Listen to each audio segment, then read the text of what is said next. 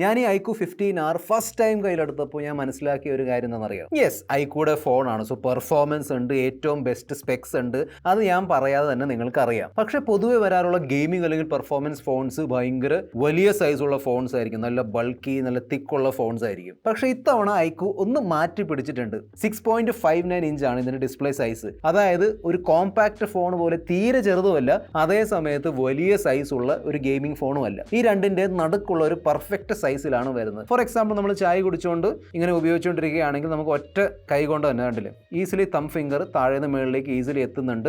അതുപോലെ തന്നെ നമ്മൾ മെട്രോ, ട്രെയിൻ, ബസ്സിലൊക്കെ ഇങ്ങനെ ഒരു കൈ ഇങ്ങനെ പിടിച്ചുകൊണ്ട് യാത്ര ചെയ്തുകൊണ്ടിരിക്കുകയാണെങ്കിൽ ആ സമയത്ത് നമുക്ക് ഈസിലി ഇത് വൺ ഹാൻഡ് ഉപയോഗിച്ച് തന്നെ യൂസ് ചെയ്യാൻ പറ്റും. എന്നാൽ എന്നെ ഞെട്ടിച്ചത് ഈ ഫോണിന്റെ പ്രൈസിംഗ് ആണ്. അതായത് ഫോണുകളുടെ പ്രൈസ് ഇങ്ങനെ കുതിച്ചു കയറുന്ന മാർക്കറ്റിൽ അത്യാവശ്യം നല്ല പ്രൈസിംഗിലാണ് ഐക്യു ഈ ഫോൺ ഇറക്കിയിരിക്കുന്നത്. അത് ഞാൻ ഷെയർ ചെയ്യാം. ഞാൻ കഴിഞ്ഞ 1-2 ദിവസമായിട്ട് ഉപയോഗിച്ചുകൊണ്ടിരിക്കുകയാണ്. എൻ്റെ ഫസ്റ്റ് ഇംപ്രഷൻ ആണ് ഷെയർ ചെയ്യാൻ പോകുന്നത്. കൂടുതൽ സമയം വേസ്റ്റ് ചെയ്യാതെ ലെറ്റ്സ് റോ. നമ്മുടെ കയ്യിലുള്ളത് ഈ കാണുന്ന ട്രയംഫ് സിൽവർ കളർ ഓപ്ഷൻ ആണ്. ബാക്കിൽ ഇങ്ങനെ സ്ക്വയർ ഉള്ള ഒരു ഷൈൻ ചെയ്യുന്ന ഒരു പാറ്റേൺ ആണ് തന്നിരിക്കുന്നത്. ഒരു ബ്ലാക്ക് കളർ ഓപ്ഷൻ കൂടിയുണ്ട്, അതും വേണമെങ്കിൽ നോക്കാം. പിന്നെ ഈ ഫോണിന്റെ പ്രീമിയം ഫീൽ ഉണ്ടല്ലോ, അതിലും ഐക്യു ഒരു തരത്തിലുള്ള വിട്ടുവീഴ്ച ചെയ്തിട്ടില്ല. ബാക്കിൽ നല്ല പ്രീമിയം ഗ്ലാസ് ബിൽഡും ഫോണിന് ചുറ്റും കൊടുത്തിരിക്കുന്ന ഈ ഒരു ഫ്രെയിം മെറ്റൽ ഫ്രെയിം ആണ്. Flat frame and rounded corners ഉള്ള ഡിസൈനിലാണ് വന്നിരിക്കുന്നത്. പിന്നെ വെറും 7.9 mm ആണ് തിക്നെസ്, 206 ഗ്രാം ആണ് വെയിറ്റ്. ഈ തിക്നെസ്സും വെയിറ്റ് ഞാൻ എടുത്തു പറയാനുള്ള കാരണം ഈ ഫോണിൽ കൊടുത്തിരിക്കുന്ന മോൺസ്റ്റർ ബാറ്ററിയാണ്. Flagship level IP68 and IP69 റേറ്റിംഗോട് കൂടിയാണ് വരുന്നത്. സോ മഴയാണെങ്കിലും ഇവൻ വെള്ളത്തിൽ വീണാലും വലിയ ടെൻഷൻ അടിക്കേണ്ട ആവശ്യമില്ല. 1.5K റെസൊല്യൂഷൻ ഉള്ള ഒരു AMOLED ഡിസ്പ്ലേ ആണ്. Up to 144 Hz refresh rate support ചെയ്യുന്നുണ്ട്. പിന്നെ ചുറ്റുമുള്ള സ്ലിം ബെസൽസ് കണ്ടില്ലേ, തീർച്ചയായിട്ടും ഒരു ബ്യൂട്ടിഫുൾ ഡിസ്പ്ലേ ആണ് തന്നിരിക്കുന്നത്, നോ ഡൗട്ട്. പിന്നെ സ്ക്രോൾ ചെയ്യുമ്പോഴും അങ്ങോട്ടും ഇങ്ങോട്ടും മൂവ് ചെയ്യുമ്പോഴും ആനിമേഷൻസ് ആണെങ്കിലും അവിടെ നല്ല സ്മൂത്ത്നെസ് ഉണ്ട്. 5000 നിറ്റ്സിന്റെ പീക്ക് ബ്രൈറ്റ്നസും 1800 നിറ്റ്സിന്റെ HBM ബ്രൈറ്റ്നസ് ഉള്ളതുകൊണ്ട് ഞാൻ പ്രത്യേകം എടുത്ത് പറയേണ്ട ആവശ്യമില്ല. ഔട്ട്ഡോർ വിസിബിലിറ്റി, അതായത് വെയിലുണ്ടെങ്കിലും എല്ലാം ക്ലിയർലി വായിച്ചെടുക്കാൻ പറ്റുന്നുണ്ട്. അതിനോടൊപ്പം തന്നെ ഇതിന്റെ ഡിസ്പ്ലേയുടെ ബ്രൈറ്റ്നസ്സിന് 1 നിറ്റ് വരെ പോകാൻ പറ്റും. അതായത് നമ്മൾ കുറയ്ക്കുമ്പോൾ നല്ല ലോ ബ്രൈറ്റ്നസ്സിൽ പോകാൻ പറ്റും. അതുകൊണ്ടുള്ള ഗുണം എന്താണെന്ന് വെച്ചാൽ രാത്രി നമ്മൾ ഈ പുതപ്പിന്റെ അടിയിലൊക്കെ ഇരുന്നുള്ള യൂസൊക്കെ ഉണ്ടല്ലോ, ആ സമയത്ത് അതായത് കണ്ണിന് സ്ട്രെസ് ഇല്ലാതെ നമുക്ക് ഉപയോഗിക്കാൻ പറ്റും. പിന്നെ യൂട്യൂബ്, നെറ്റ്ഫ്ലിക്സ്, ആമസോൺ പ്രൈം, ഈ 3 നിങ്ങൾക്ക് HDR വീഡിയോസ് കാണാൻ പറ്റും. Even ultrasonic finger print scanner ഞാൻ ഫസ്റ്റ് വിചാരിച്ചത് ഇത്രയൊക്കെ തന്നിട്ടില്ല, so I think it will be optical. പക്ഷേ അവിടെയും അൾട്രാസോണിക് 3D ഫിംഗർ പ്രിന്റ് സ്കാനറാണ് തന്നിരിക്കുന്നത്. So nice. സോ നല്ല ഫാസ്റ്റ് ആയിട്ട് വർക്ക് ആവുന്നുണ്ട്, നല്ല സെക്യൂർ ആണ്, ടച്ച് ചെയ്താൽ മതി. പിന്നെ ഇതിൽ കൊടുത്തിരിക്കുന്ന ഡ്യുവൽ സ്റ്റീരിയോ സ്പീക്കേഴ്സ് നല്ലോണം തന്നെ വർക്ക് ആവുന്നുണ്ട്, അത്യാവശ്യം വോളിയം ഉണ്ട്.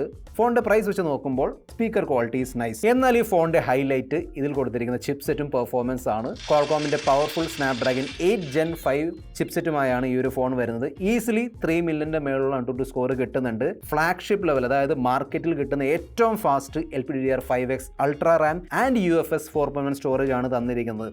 ഡെയിലി യൂസിൽ ഇങ്ങനെ പറക്കുന്ന ഫീലാണ് കിട്ടുന്നത്. ഞാൻ പറഞ്ഞില്ല, 1-2 ദിവസമായിട്ട് ഉപയോഗിച്ചുകൊണ്ടിരിക്കുകയാണ്. App opening, app closing, applications ഒക്കെ ഉപയോഗിക്കുമ്പോഴൊക്കെ നല്ല സ്മൂത്ത്നെസ് കിട്ടുന്നുണ്ട്.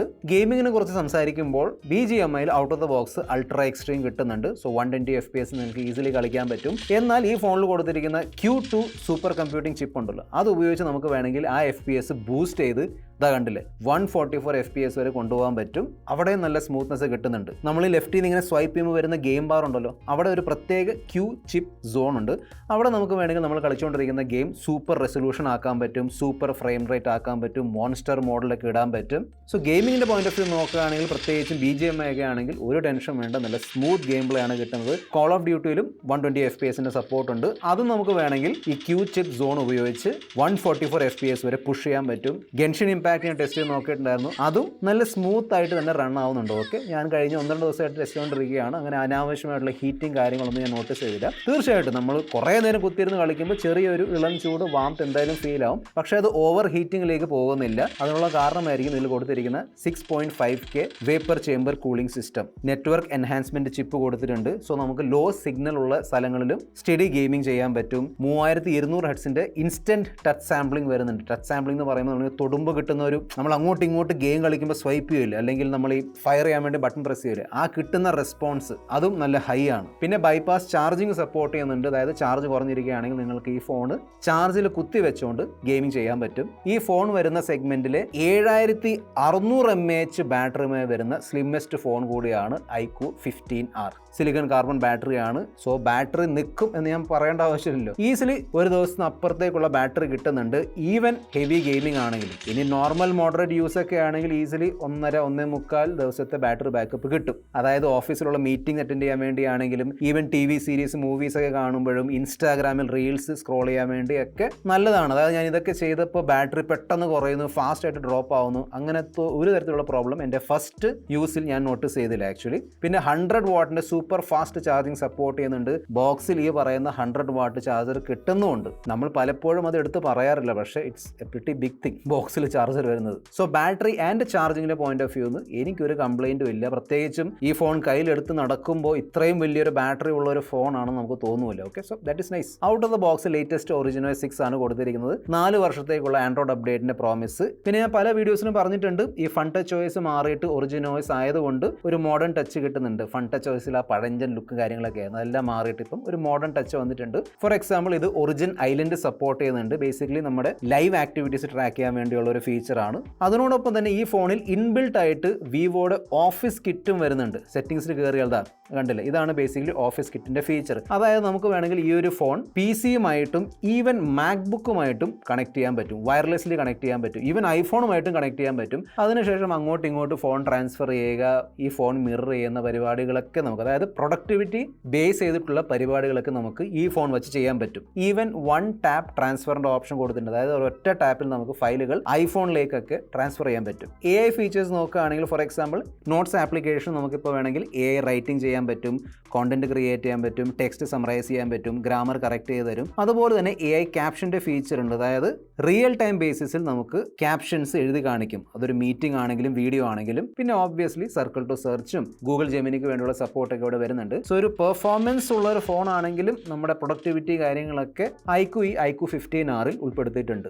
ഡ്യുവൽ നാനോ സിം സ്ലോട്ട് ആണ് വരുന്നത്. Wi-Fi 7, Bluetooth 6, NFC സപ്പോർട്ട് ചെയ്യുന്നുണ്ട്. ഈവൻ IR ബ്ലാസ്റ്ററും വരുന്നുണ്ട്. സോ ഇതെല്ലാം കൊള്ളാം. ക്യാമറ എങ്ങനെയുണ്ട്? 50 mega pixel plus 8 mega pixel dual camera setup ആണ് തന്നിരിക്കുന്നത്. ഓക്കെ, ഞാൻ വേറെ ലൈറ്റിംഗ് കണ്ടീഷൻസിൽ ഫോട്ടോ ഒക്കെ എടുത്ത് നോക്കിയിരുന്നു. നല്ല പഞ്ചി കളേഴ്സ് ഉള്ള ഫോട്ടോസ് ആണ് തരുന്നത്. അതായത് ഒരു എഡിറ്റഡ് ഫീൽ കിട്ടുന്നുണ്ട്. ഈ സോഷ്യൽ മീഡിയ റെഡി കളേഴ്സ് ഒക്കെ ഉണ്ടല്ലോ, ആ സെയിം സംഭവമാണ് ഇവിടെ വരുന്നത്. ഒരു സോഫ്റ്റ് ആയിട്ടുള്ള ഒരു വാം ടോണും ഉണ്ട് ഫോട്ടോസിൽ. ഈ ടിപ്പിക്കൽ iQOO വിവോ സ്റ്റൈൽ ഉണ്ടല്ലോ. പോർട്രേറ്റ് മോഡിൽ 1x, 1.5x and even 2x വരെയുള്ള നമുക്ക് പോർട്രേറ്റ്സ് ക്ലിക്ക് ചെയ്യാൻ പറ്റും. യെസ്, ഡെഡിക്കേറ്റഡ് ടെലിഫോട്ടോ ക്യാമറ ഇവിടെ വരുന്നില്ല, പക്ഷേ മെയിൻ ക്യാമറ വെച്ച് കിട്ടുന്ന പോർട്രേറ്റ് ഫോട്ടോസും ഓക്കെയാണ്. 32 മെഗാ പിക്സൽ സെൽഫി ക്യാമറ, നല്ല സെൽഫീസ് ആണ് ക്ലിക്ക് ചെയ്ത് തരുന്നത്. ഒരു iQOO ഫോൺ ആയതുകൊണ്ട് വിവോയുടെ ആ ഒരു പ്രോസസ്സിംഗ് ഉണ്ടാവുമല്ലോ. സോ നല്ല സ്കിൻ ടോൺ കാര്യങ്ങൾ കിട്ടുന്നുണ്ട്. നല്ല നാച്ചുറൽ സ്കിൻ ടോൺ ആണ് വരുന്നത്. 8 മെഗാ പിക്സൽ ആയതുകൊണ്ട് ആ ഒരു ക്ലാരിറ്റിയും ആ ഒരു കളർ പ്രതീക്ഷിച്ചാൽ മതി. ഓക്കെ, കാഷ്വൽ അൾട്രാവൈഡ് ഫോട്ടോഗ്രാഫിക്ക് വേണ്ടി ഓക്കെ ആയിരിക്കും. സൂപ്പർ നൈറ്റ് മോഡ് ഉണ്ട്.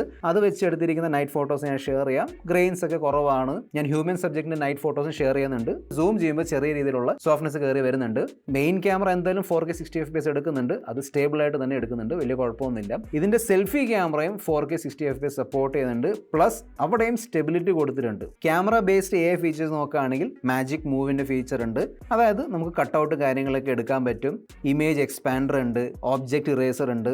സോ ഒരു കാര്യം ക്ലിയർ ആണ്, അതായത് ഇതിന്റെ പെർഫോമൻസിൽ ഒരു സംശയം വേണ്ട, നല്ല പവർഫുൾ ഫോൺ തന്നെയാണ് തന്നിരിക്കുന്നത്. പക്ഷേ പൊതുവെ വരാനുള്ള ഒരു ഗെയിമിംഗ് ഫോണിന്റെ ഒരു വലിപ്പം ഇതിനില്ല. കംഫർട്ടബിൾ, കയ്യിൽ വെച്ചുകൊണ്ട് ഈസിലി ഉപയോഗിക്കാൻ പറ്റുന്ന ഒരു ഫോൺ. ഇതെല്ലാം നിങ്ങൾ നോക്കുന്നുണ്ടെങ്കിൽ തീർച്ചയായിട്ടും നിങ്ങൾക്ക് iQOO 15R ചെക്ക്ഔട്ട് ചെയ്യാം. ഈ ഫോണിന്റെ സ്റ്റാർട്ടിംഗ് പ്രൈസ് ആണ് 44,999 രൂപ. എന്നാൽ ഓഫറൊക്കെ ചേർത്ത് നിങ്ങൾക്ക് ഈ ഒരു ഫോൺ 40,999 രൂപയ്ക്ക് വാങ്ങിക്കാൻ പറ്റും. ഞാൻ ഇൻട്രോയിൽ പറഞ്ഞ പോലെ പ്രൈസ് ഇങ്ങനെ കുതിച്ച് കയറിക്കൊണ്ടിരിക്കുകയാണ്. അതിന്റെ പോയിന്റ് ഓഫ് വ്യൂ നോക്കുകയാണെങ്കിൽ I think pricing is very nice. March 3-ാം തീയതിയാണ് സെയിൽ സ്റ്റാർട്ട് ചെയ്യാൻ പോകുന്നത്. ഇനി നിങ്ങൾക്ക് iQOO 15Rന്റെ ബിഗ് ബ്രദറായ iQOO 15ന്റെ ഡീറ്റെയിൽഡ് വീഡിയോ കാണാൻ താല്പര്യമുണ്ടെങ്കിൽ ഇവിടെ ക്ലിക്ക് ചെയ്യുക. നമുക്ക് വീണ്ടും ആ ഒരു വീഡിയോയിൽ കണ്ടുമുട്ടാം. ബൈ.